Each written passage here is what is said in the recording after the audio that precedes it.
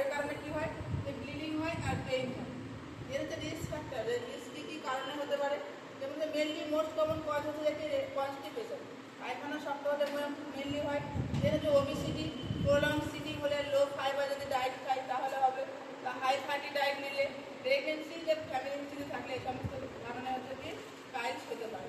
এবং পাইলস দু ধরনের, যেমন একটা ইন্টারনাল পাইলস, একটা হচ্ছে এক্সটার্নাল পাইলস। তো এক্সটার্নাল পাইলস আমরা হচ্ছে দেখি যেখানে যে বেশি পেন হয়, মোর পেন হয়, মোর ইচিং হয়, এখানে আমরা কি দেখি এক্সটার্নাল পাইলসটা আমরা ভিজুয়ালাইজ করতে পারি ন্যাকেড আই। এখানে কি থাকে, ব্লিডিং যেটা থাকে সেটা হচ্ছে ফ্রেশ ব্লিডিং থাকে, এবং সেটা কি থাকে অ্যানাল পার্টে থাকছে। দেন হচ্ছে যে কি ইন্টারনাল পাইলস, এটা কি হচ্ছে তুলনামূলক হচ্ছে এক্সটার্নাল পাইলস থেকে কম ব্যথা করবে, লেস পেইন হবে, এবং ইচিং কি হবে, কম হবে, চুলকাবেও কম। এখানে যে ব্লিডিংটা থাকবে সেটা হচ্ছে ডার্ক রেড ব্লিডিং হবে। এখানে হচ্ছে যে প্রেজেন্ট ইন হচ্ছে রেক্টাল পার্টে থাকবে, আবার অ্যানাল স্পিনেক্টার, যে অ্যানাল স্পিনেক্টারে অ্যাভাবে থাকবে। এখানে কি করবো আমরা, যে ভিজুয়ালাইজ করবো বাই কিন্তু ফটো ইউজ সাহায্যে আমরা কিন্তু দেখতে পাবো, এখানে আমরা খালি চোখে কিন্তু আমরা দেখতে পাবো না। এর হচ্ছে সেই ইন্টারনাল পাইলসে আবার চারটে ভাগ দেবো, গ্রেড রয়েছে। তো ফার্স্ট গ্রেডের ক্ষেত্রে কি হচ্ছে, যে এখানে শুধু কি হচ্ছে যে পারমানেন্ট হবে, জাস্ট কোনো প্রোলাপস হবে না, নো প্রোলাপস, কোনো প্রোলাপস হবে না, এখানে শুধু কি হবে পারমানেন্ট থাকবে। গ্রেড 2 এর ক্ষেত্রে কি হবে, যে প্রোলাপস আপন বিয়ারিং ডাউন, যখন হচ্ছে যে কি নিচের দিকে যদি হচ্ছে যে বিয়ারিং ডাউন হবে, তখন হচ্ছে যে কি হচ্ছে কি হবে, যে বিয়ারিং ডাউন করবে যখন হচ্ছে যে পায়খানা পাস করবে, আবার কি হবে, যে স্পন্টেনিয়াসলি রিডাকশন, আবার নিজের থেকে নিজের জায়গায় ফিরে আসবে।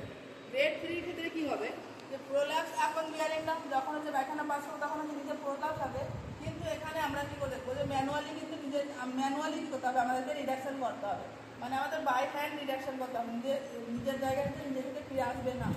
দেন গ্রেড 4 এর ক্ষেত্রে যে প্রোলাপস হচ্ছে ইনএবিলিটি টু ম্যানুয়াল রিডাকশন, যে ম্যানুয়ালি মানে হাত দিয়ে হচ্ছে রিডাকশন করলেও নিজের জায়গায় ফিরে আসবে, এখানে কি করতে হবে, যে সার্জারি করতে হবে ইমিডিয়েটলি।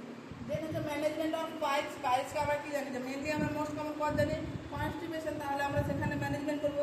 তাহলে কি করবো, ডায়েটের আমরা মডিফিকেশন করবো, সেখানে ডায়েটের কি মডিফিকেশন করবো আমরা, যে হাই লিকুইড ডায়েট দেবো, হাই ফাইবার থেকে ডায়েট দেবো। এখানে আমরা কি করবো, যে স্টুল শর্টনার গিভেন, আমরা যেমন ল্যাক্টোলোজ বা ডুপ্লেক এই সমস্ত আমরা কি করবো, স্টুল শর্টনার আমরা কি করবো দেবো। ফ্যাট আমরা কি করবো, লো পরিমাণে দেবো, হাই কার্বোহাইড্রেট পেশেন্টকে দেবো আমরা, যেগুলো হচ্ছে ম্যানেজমেন্ট ডায়েটের ক্ষেত্রে। যেহেতু হচ্ছে আমরা সার্জারি, এখানে মেডিকেল ম্যানেজমেন্ট সেরকম হয় না, সেখানে হচ্ছে সার্জারি করতে হবে। তো সার্জারির ক্ষেত্রে কী হচ্ছে, আমরা স্টেপলার প্রসিডিওর, তো স্টেপলার প্রসিডিওর সাহায্যে কী করা হয়, যে অ্যাবনর্মালি যে এখানে কী করা হয়, যে by the help of stapler type, মানে স্টেপলার দিয়ে কী করা হয়, যে অ্যাবনর্মালি যে গ্রোথ থাকে যে সেটা কী করা হয়, যে টাইট করে কী করা হয়, বেঁধে দেওয়া হয়। এরপরে কি হয়, যে অ্যাবনর্মালি গ্রোথ কি হচ্ছে, নেক্রোসিস হচ্ছে, কেন হচ্ছে, কারণ ব্লাড সাপ্লাই সেখানে হচ্ছে না, সেটা কি করা হয়, যে সেটা হচ্ছে 2 to 3 ডে পরে যে ফল ডাউন করে উইথ স্টুল, মানে সেটা হচ্ছে 2 থেকে 3 দিনের মধ্যে পায়খানার সাহায্যে কি হচ্ছে বেরিয়ে আসে। যেটা হচ্ছে লেসার সার্জারি, লেসার সার্জারি কি করা হয়, যে একটা ডেস্ট্রয় করা হয় অ্যাবনর্মাল গ্রোথ ভায়া কিসের, লেসার সাহায্যে কি করা হয়, যে অ্যাবনর্মাল যে গ্রোথটা থাকে সেটা কি করা হয়, ডেস্ট্রয় করা হয়। যেটা হচ্ছে cryo surgery, cryo surgery surgery করা হয়, এখানে একটা লিকুইড হচ্ছে নাইট্রোজেন গ্যাস দেওয়া হয়, এটার ফলে কি হয়, ওর টেম্পারেচারটা থাকে -2°C, সেটা কি করে, যে ভেসো কনস্ট্রিকশন করে। আর আমরা যদি ভেসো কনস্ট্রিকশন হলে কি হবে, ব্লাড সাপ্লাই ডিক্রিজ হবে, ব্লাড সাপ্লাই ডিক্রিজ হলে সেই জায়গাটা কী হবে, যে নেক্রোসিস হবে, নেক্রোসিস হলে সেটা কী করবে, যে 2 থেকে 3 সপ্তাহ পর কী হবে, ফল ডাউন করবে সেই যে অ্যাবনর্মাল গ্রোথ ছিল সেই সেলটা।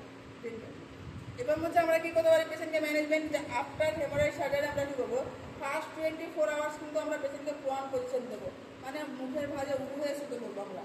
এখানে পেশেন্টকে আমরা কী করবো, যে সিজ বাস দেবো। সিজ বাস কখন দেবো, আফটার 24 আওয়ার্স পর। কেন, যে 24 আওয়ার্স পর আমরা দেবো, কারণ যদি আমরা 24 ঘন্টার মধ্যেই দিই তাহলে পেশেন্টের ক্ষেত্রে কী হবে, যে ব্লাড পেশেন্টগুলো ডাইরেক্ট হবে, তাহলে কী হচ্ছে, ব্লিডিংয়ের রিস্ক থাকবে।